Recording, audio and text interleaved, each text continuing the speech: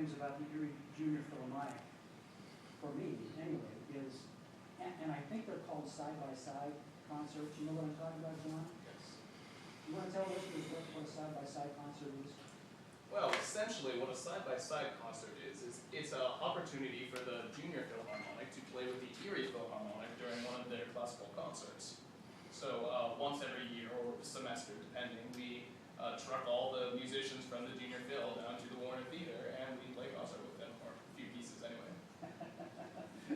And this is over there doing a little fist pumping. Well, and just recently, and I forget what, I think it was the last symphonic concert of the Erie Philharmonic, was one of your side-by-side performances. I'm trying to remember what it was. Was it in the Hugo Overture? Is that what it was? Yes. Memory of mine? Well, what's that like for you to play with the big orchestra? Oh, it's a lot of fun. Playing with a bunch of people that all know every note perfectly and all can play every dynamic perfectly, it's really a great experience. Yeah.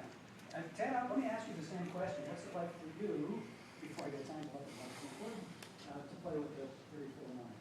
It's quite entertaining, quite fun, because my teacher is also involved with the music concertmaster. Oh, okay. Ken Johnson? Yes. Yeah, yeah. A heck of a violin. You have a good teacher. Okay. And I'm running around back over to Mariana Matthewson. What's it like for you to play with the Erie Philharmonic?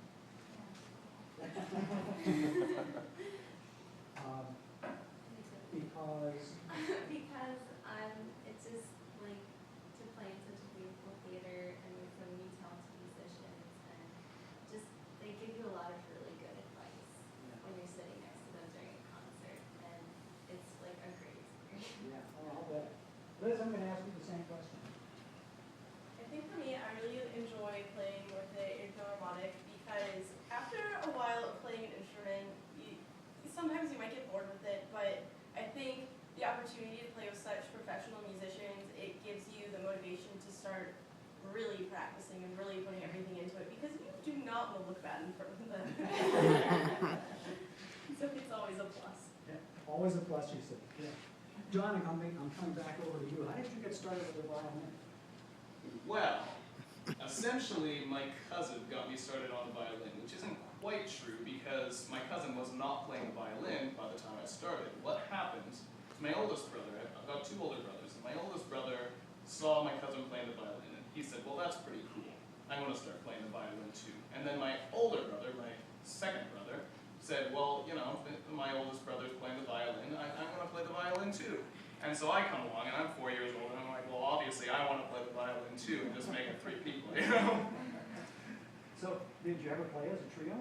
Oh yeah.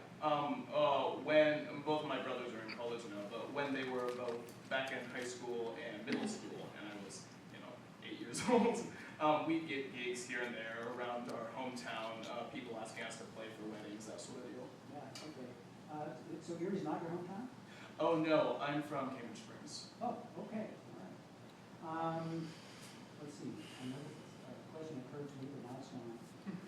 Okay, I'll tell you what, why don't you just tell everybody what you're going to play next. And this is going to be your last piece, is that right?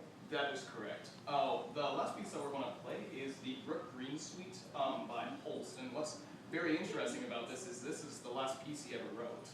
He wrote it on his deathbed. So. All right. Here they are, members of the Erie Junior Philharmonic.